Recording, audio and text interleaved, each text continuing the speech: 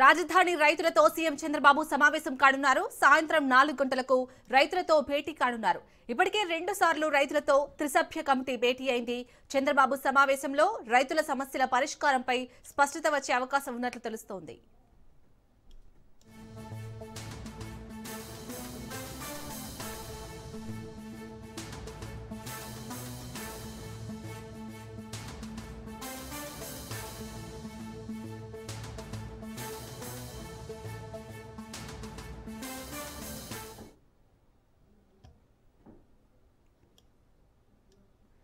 రాజధాని రైతులతో సీఎం చంద్రబాబు సమావేశం కానున్నారు. సాయంత్రం 4 గంటలకు రైతులతో భేటీ కానున్నారు. ఇప్పటికే 2 సార్లు రైతులతో త్రిసభ్య కమిటీ భేటీ అయింది. చంద్రబాబు సమావేశంలో రైతుల సమస్యల పరిష్కారంపై స్పష్టత వచ్చే అవకాశం ఉన్నట్లు తెలుస్తోంది.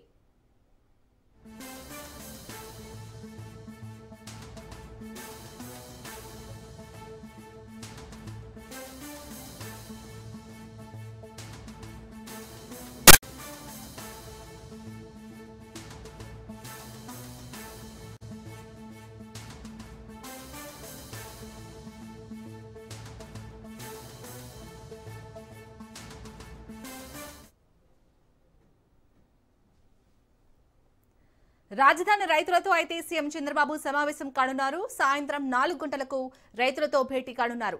ఇప్పటికే 2 సార్లు రైతులతో త్రిసభ్య కమిటీ భేటీ అయింది. చంద్రబాబు సమావేశంలో రైతుల సమస్యల పరిష్కారంపై స్పష్టత వచ్చే అవకాశం ఉన్నట్లు తెలుస్తుంది. రైట్, ఇక ఇదే అంశానికి సంబంధించి పూర్తి డీటెయిల్స్ మా ప్రతినిధి సంతోష్ అందిస్తారు. సంతోష్, రాజధాని రైతులతో అయితే సీఎం చంద్రబాబు ఈరోజు సాయంత్రం 4 గంటలకు భేటీ కానున్నారు. ఈ భేటీకి సంబంధించి అప్డేట్స్ ఏంటి?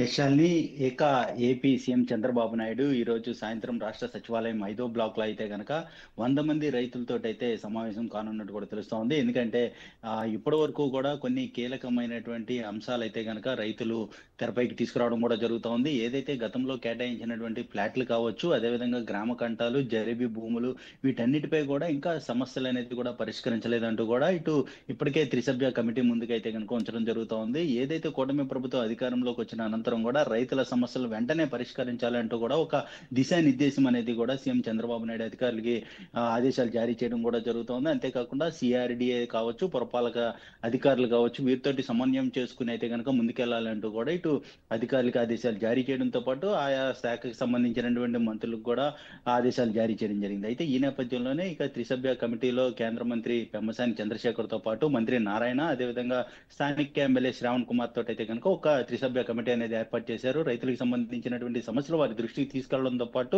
ఈ యొక్క సమస్యలను ఇప్పుడు నేరుగా సీఎం చంద్రబాబు నాయుడు ముందైతే ఉంచడం జరుగుతూ ఉంది. గతంలో కూడా రాజధాని అమరావతిని అయితే కనుక ఒక చట్టం చేసే విధంగా కూడా నిర్ణయం తీసుకోవాలంటూ కూడా చంద్రబాబు నాయుడు దృష్టికి అయితే రైతులు తీసుకెళ్లడం జరిగింది. దీనికి సంబంధించి కూడా ఇటు పార్లమెంట్ లో పెట్టే విధంగా కూడా ఇటు నిర్ణయం తీసుకుంటామని కూడా హామీ ఇవ్వడం జరిగింది. ఇక ప్రధానంగా ఏదైతే భూముల కేటాయింపులు ఏవైతే ఉన్నాయో, ఏదైతే ఇటు సరిహద్దు రాళ్లు కావచ్చు, అదే విధంగా జరీబు భూములు, వీటన్నిటిపై కూడా పూర్తి స్థాయిలో అయితే కనుక ఇచ్చేందుకు ఏదైతే సీఎం చంద్రబాబు నాయుడు అయితే కనుక నిర్ణయం తీసుకున్నట్టు కూడా తెలుస్తా ఉంది. శాలిని, మొత్తంగా చూసుకున్నట్లయితే కనుక ఈ రోజు 100 మంది రైతులతోటి జరగబోయేటువంటి ఈ సమావేశంలో దీనికి సంబంధించి అంటే రైతుల సమస్యలు పరిష్కారం అవుతాయా ఒక స్పష్టత వచ్చే అవకాశం ఎక్కువగా కనబడుతున్నట్టు కూడా తెలుస్తోంది. ఎందుకంటే రాజధాని అమరావతి ఏర్పడడానికి ప్రధానమైనటువంటి కారణం రైతులుగా అని చెప్తా ఉన్నారు. ఎందుకంటే రైతులు భూములు ఇచ్చినటువంటి నేపథ్యంలోనే ఇక దానికి సంబంధించి పూర్తి స్థాయిలో వారి సమస్యలను కూడా పరిష్కరించడంతో పాటు కౌలు రైతులు రైతులు ఏదైతే డబ్బులు ఏవైతే ఉన్నాయో దానికి సంబంధించినటువంటి అంశాలు వీటన్నిటిని కూడా పరిగణలోకి తీసుకొని వారి సమస్యలను పరిష్కరించే దిశగా అయితే కనుక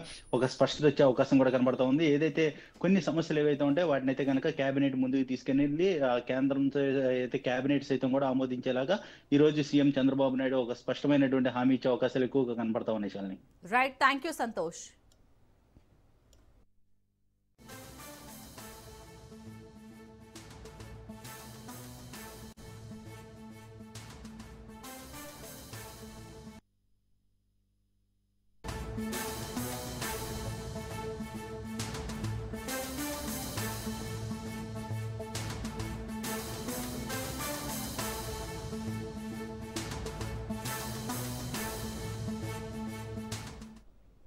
బ్రేకింగ్ న్యూస్ చూస్తున్నాం. ఫోన్ ట్యాపింగ్ కేసులో కేసీఆర్ ఓఎస్డీ రాజశేఖర్ రెడ్డి విచారణ ముగిసింది. 2 గంటల పాటు సిట్ విచారణ జరిపిన అధికారులు స్టేట్మెంట్ రికార్డ్ చేశారు. గత ఏడాది మార్చిలో అప్పటి టాస్క్ ఫోర్స్ డీసీపీ రాధాకిషన్ రావు స్టేట్మెంట్ ఆధారంగా దర్యాప్తును ముమ్మరం చేశారు. రాధాకిషన్ రావు స్టేట్మెంట్ లో అప్పటి సీఎం కేసీఆర్ పేరు ప్రస్తావన వచ్చింది. కేసీఆర్ కుటుంబ సభ్యులు, పార్టీలో సన్నిహితుల వ్యవహారాలు చక్కబెట్టేందుకు తాము పనిచేశామని గతంలో స్టేట్మెంట్ ఇచ్చారు. దీంతో KCR OSD Rajasekhar Reddy statement record చేశారు సిట్ అధికారులు.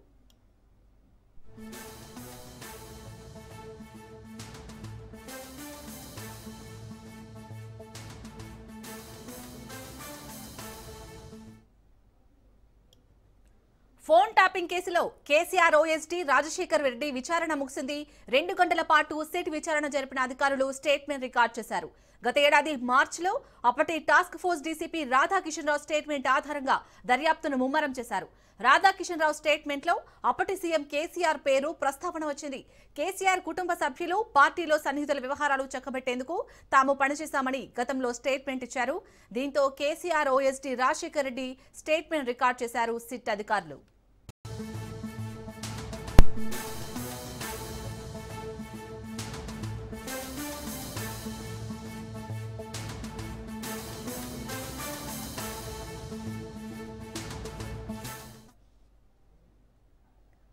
బ్రేకింగ్ న్యూస్ చూస్తున్నాం. హైడ్రాపై హైకోర్టు ఆగ్రహం వ్యక్తం చేసింది. సున్నం చెరువు విస్తీర్ణం విషయంలో నేషనల్ ట్రిబ్యునల్, గ్రీన్ ట్రిబ్యునల్ ఇచ్చిన నివేదికను ఎందుకు పట్టించుకోలేదని, చెరువు ఎఫ్టీఎల్ నిర్ధారించకుండా కూల్చివేతలు, తవ్వకాలు ఎలా చేపడతారంటూ సీరియస్ అయింది. హైకోర్టులో సున్నం చెరువు వివాదంపై విచారణ జరిగిన సమయంలో న్యాయమూర్తి అనిల్ కుమార్ హైడ్రా చర్యలను తప్పుపట్టారు.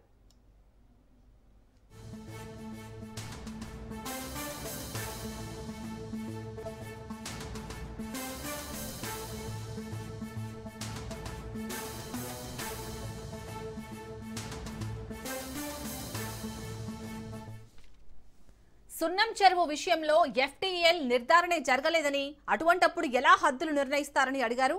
సర్వే నెంబర్లు 12, 13 వ్యవహారంలో ఓవర్లాపింగ్ జరిగిందనే విషయంపై తెలంగాణ భూ రెవెన్యూ చట్టం 1317లోని సెక్షన్ 19 ని హైడ్రా ఆశ్రయించకపోవడం సరైంది కాదని ఆయన అభిప్రాయపడ్డారు. అంతేకాకుండా పక్కనే ఉన్న సర్వే నెంబర్ల విషయంలో ఎందుకు సీరియస్ గా వ్యవహరించడం లేదని విచారణ సమయంలో ఆయన అడిగారు. ముందుగా గ్రామ హద్దులు నిర్ధారించడం లేక ఉన్న వాటిని నిజమా కాదా అని సర్వే చేయాలి కదా, మరెందుకు ఆ దిశగా ప్రయత్నం చేయలేదని ప్రశ్నించారు.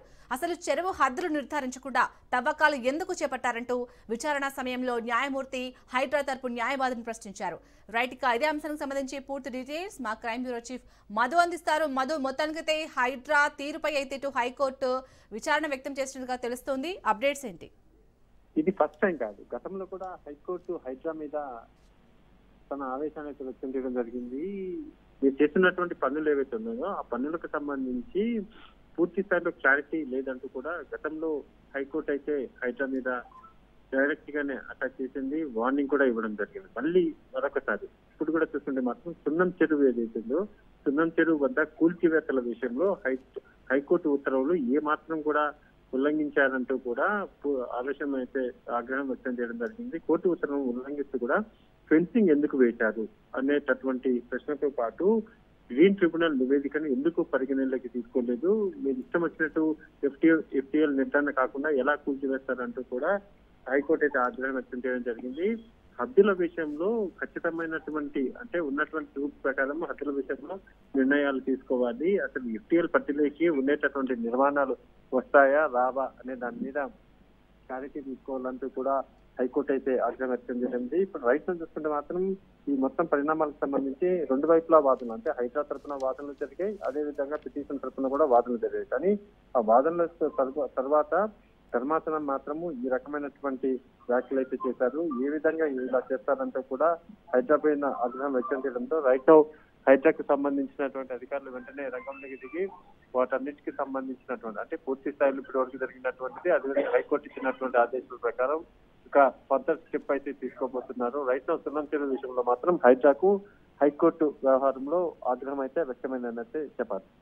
అలాగే మధు, మరి సున్నం చెరువు విషయంలో న్యాయమూర్తి అడిగిన క్వశ్చన్స్ కి ఇటు హైడ్రా తరపు న్యాయవాది ఎలాంటి సమాధానాలు ఇచ్చారు? అంటే ఇక్కడ ఒకటి మీరు చేస్తున్నటువంటి అంటే ఎఫ్టీఎల్ అంటే ఫుల్ ట్యాంక్ లెవెల్ అంటారు. ఫుల్ ట్యాంక్ లెవెల్లో పరిధిలో ఉండేటటువంటి నిర్మాణాలు ఖచ్చితంగా ఎఫ్టీఎల్ పరిధిలో ఉన్నాయా లేవా అనేది పరిగణలోకి తీసుకుని ఆ తర్వాత ఫెన్సింగ్ వేయడం కానీ లేకపోతే ఉన్నటువంటి నిర్మాణాలు కూల్చివేయడం కానీ జరగాలి. అలా కాకుండా ఇలా మీరు ప్రవర్తించినటువంటి తీరు ఏదైతుందో దానికి సంబంధించే హైకోర్టు ధర్మాసనం ఆగ్రహం వ్యక్తం చేసింది కాబట్టి ప్రస్తుతం దీని అన్నిటి వ్యవహారం మీద పూర్తి స్థాయి నివేదిక అయితే హైకోర్టు అడిగిన నేపథ్యంలోనే మళ్ళీ హైడ్రా అధికారులు అయితే వీటన్నిటి మీద కూడా ఒక క్లారిటీ అయితే తీసుకునే అవకాశం ఉంది. Right, thank you Madhu.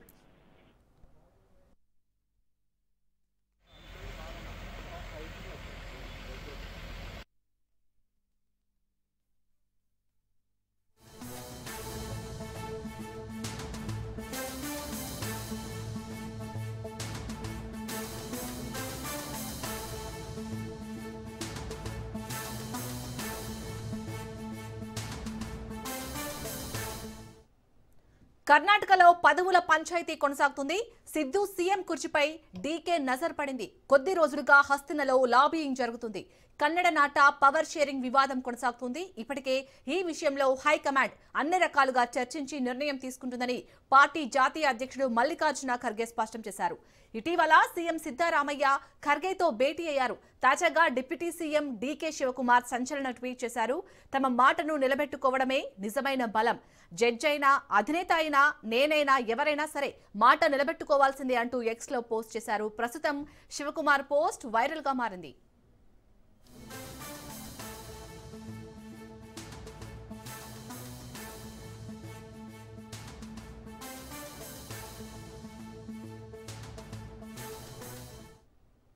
కర్ణాటకలో పదవుల పంచాయతీ కొనసాగుతుంది. సిద్ధు సీఎం కుర్చీపై డీకే నజర్ పడింది. కొద్ది రోజులుగా హస్తినలో లాబియింగ్ జరుగుతుంది. కన్నడ నాట పవర్ షేరింగ్ వివాదం కొనసాగుతోంది. ఇప్పటికే ఈ విషయంలో హైకమాండ్ అన్ని రకాలుగా చర్చించి నిర్ణయం తీసుకుంటుందని పార్టీ జాతీయ అధ్యక్షుడు మల్లికార్జున ఖర్గే స్పష్టం చేశారు. ఇటీవల సీఎం సిద్ధరామయ్య ఖర్గేతో భేటీ అయ్యారు. తాజాగా డిప్యూటీ సీఎం డీకే శివకుమార్ సంచలన ట్వీట్ చేశారు. తమ మాటను నిలబెట్టుకోవడమే నిజమైన బలం. జడ్జి అయినా, అధినేత అయినా, నేనైనా, ఎవరైనా సరే మాట నిలబెట్టుకోవాల్సిందే అంటూ ఎక్స్ లో పోస్ట్ చేశారు. ప్రస్తుతం శివకుమార్ చేసిన పోస్ట్ వైరల్ గా మారింది.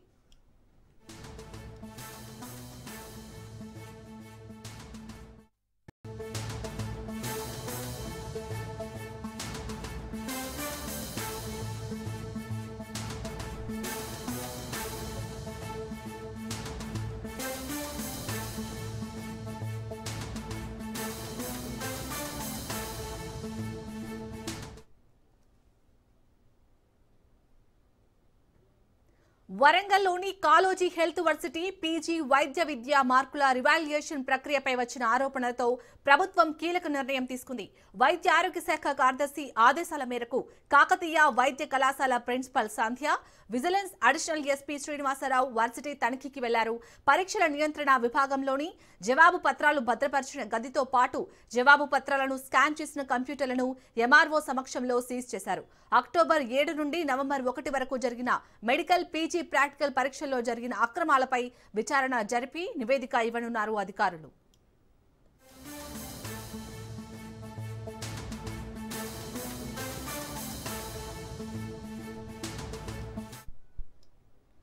రైట్, ఇక ఇదే అంశానికి సంబంధించి పూర్తి డీటెయిల్స్ మా ప్రతినిధి చంద్రశేఖర్ అందిస్తారు. చంద్రశేఖర్.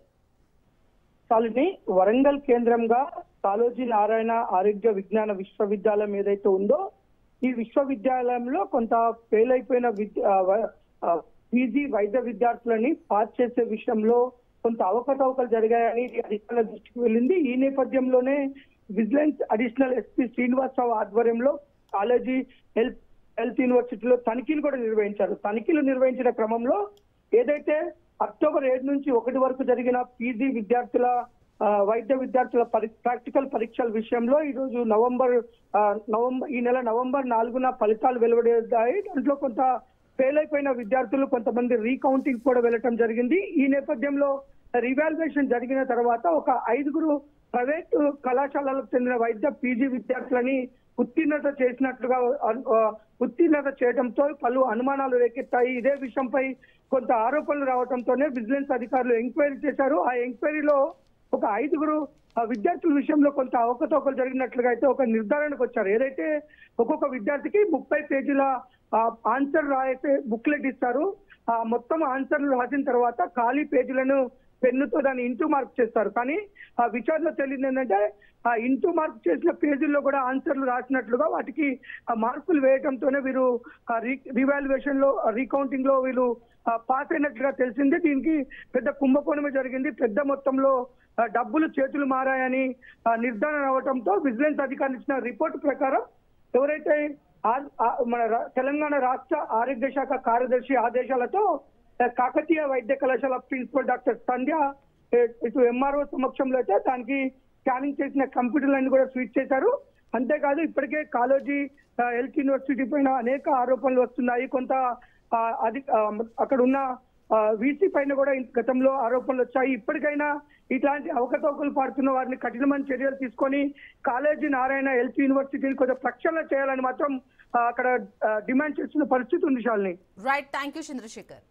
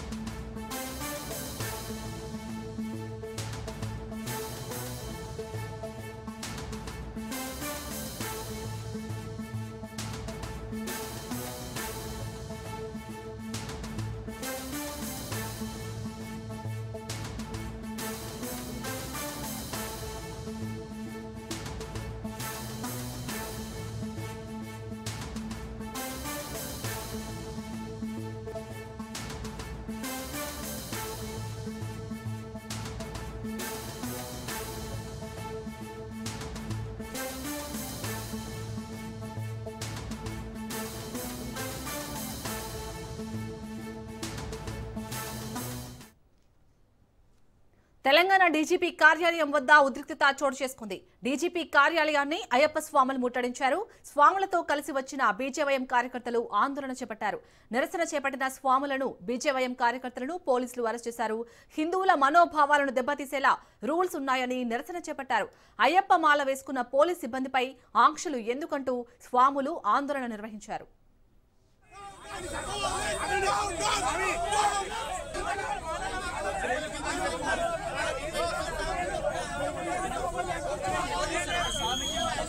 ఇది నిజంగా చాలా ఖండించాల్సిన విషయం. ఇవాళ అయ్యప్ప మాల ధరించుకొని మేము ఒక శాంతియుతంగా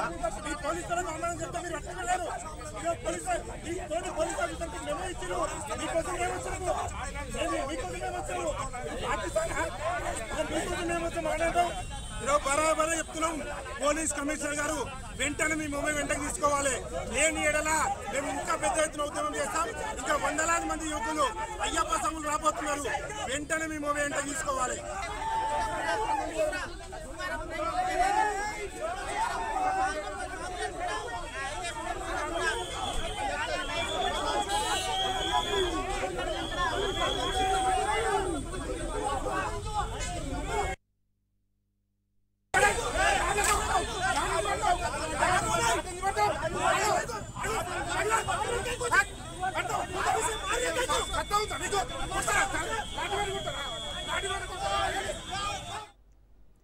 తెలంగాణ డీజీపీ కార్యాలయం వద్ద ఉద్రిక్తత చోటు చేసుకుంది. డీజీపీ కార్యాలయాన్ని అయ్యప్ప స్వాములు ముట్టడించారు. స్వాములతో కలిసి వచ్చిన బీజేవైఎం కార్యకర్తలు ఆందోళన చేపట్టారు.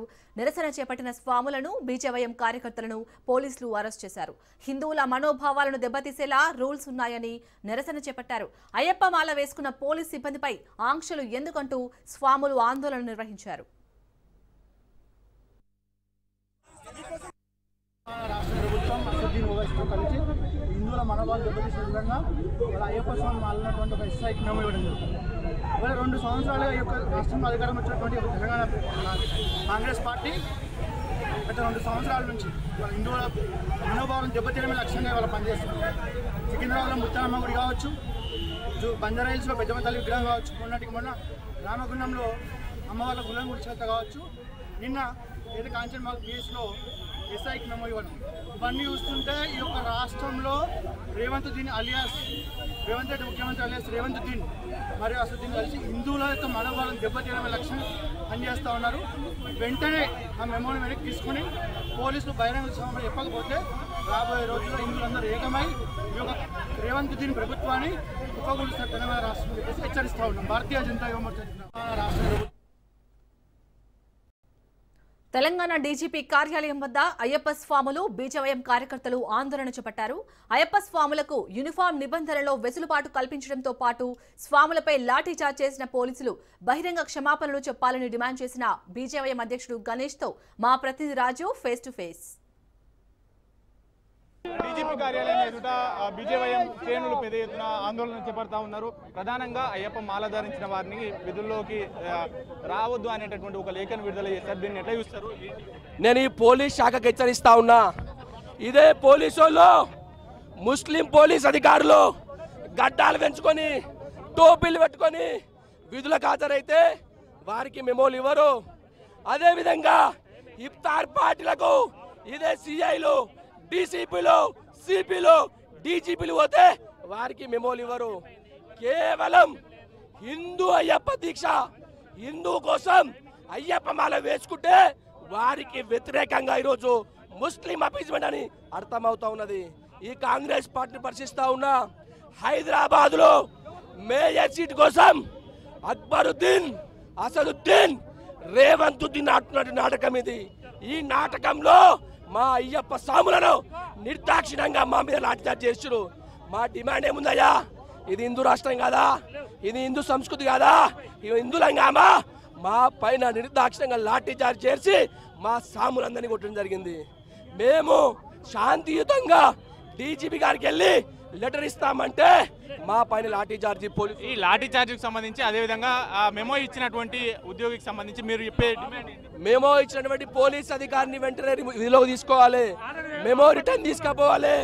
తీసిన పక్షంలో కాంగ్రెస్ పార్టీ హిందూ వ్యతిరేక ధోరణి అవలంబిస్తా ఉన్నది, ముస్లిం అపీజ్మెంట్ అవలంబిస్తున్నది. కాంగ్రెస్ పార్టీ కబడతారని చెప్తా ఉన్నా. ఈరోజు నేను భారత్ మాతాకి ఇచ్చాయి. ఇక్కడ బైఠాయించి నిరసన తెలుపుతున్నటువంటి బీజేవైఎం రాష్ట్ర అధ్యక్షుడు గణేష్ చెప్తున్నటువంటి పరిస్థితి అయితే ఉంది. వెనువెంటనే కూడా కృష్ణకాంత్ అనే ఉద్యోగికి ఇచ్చినటువంటి మెమో ఏదైతే ఉందో దాన్ని ఉపసంహరించుకోవాలి. అంతేకాకుండా ఇక్కడికి శాంతియుతంగా నిరసన చేపట్టేందుకు వచ్చినటువంటి తమపై లాఠీచార్జ్ చేయడం హేయమైన ధోరణి కాబట్టి వెంటనే బహిరంగ క్షమాపణ చెప్పాలంటూ కూడా కోరుతున్నటువంటి పరిస్థితి అయితే ఉంది. ప్రధాన డిమాండ్ కూడా చేస్తున్నటువంటి పరిస్థితి అయితే ఉంది.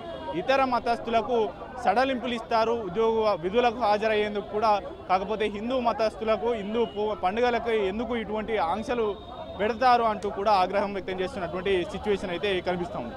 కెమెరా పర్సన్ భరత్తో రాజు, రాజ్ న్యూస్, హైదరాబాద్. తెలంగాణ డీజీపీ కార్యాలయం వద్ద అయ్యప్ప స్వాములు బీజేవైఎం కార్యకర్తలు ఆందోళన చేపట్టారు. అయ్యప్ప స్వాములకు యూనిఫామ్ నిబంధనలలో వెసులుబాటు కల్పించడంతో పాటు స్వాములపై లాఠీచార్జ్ చేసిన పోలీసులు బహిరంగ క్షమాపణలు చెప్పాలని డిమాండ్ చేశారు. దీనిపై మరింత సమాచారాన్ని మా ప్రతినిధి రాజు అందిస్తారు. బీజేపీ కార్యాలయం ఎదుట ఉద్రిక్తత వాతావరణం చోటు చేసుకుంది. ఒకవైపు అయ్యప్ప మాలదారులను పోలీసులు విధుల్లో ఉన్నటువంటి పోలీసు కూడా పూర్తి స్థాయిలో విధులకు హాజరు కావద్దు అంటూ కూడా ఇచ్చినటువంటి లేఖకు సంబంధించి కూడా పెద్ద ఎత్తున ఆగ్రహం వ్యక్తం చేస్తూ ఉన్నాయి హిందూ సంఘాలు. ఈ నేపథ్యంలో కూడా బీజేవైఎం ముట్టడి చేపడతా ఉంది.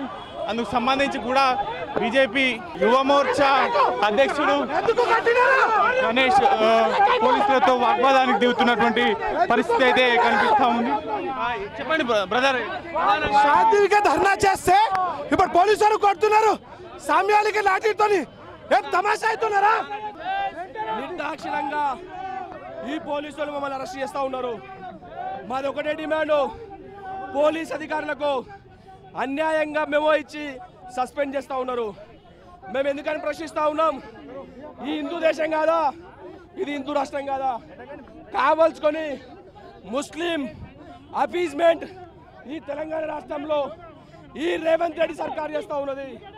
కేవలం ముస్లింల మంచి చేసుకోవాలి, రేపొద్దున మేయర్ సీట్ గెలవాలి. దానికోసమే ఈ రేవంత్ రెడ్డి రేవంతుద్దీన్ అసదుద్దీన్ కలిసి హిందువుల మీద దాడి చేస్తూ ఉన్నారు.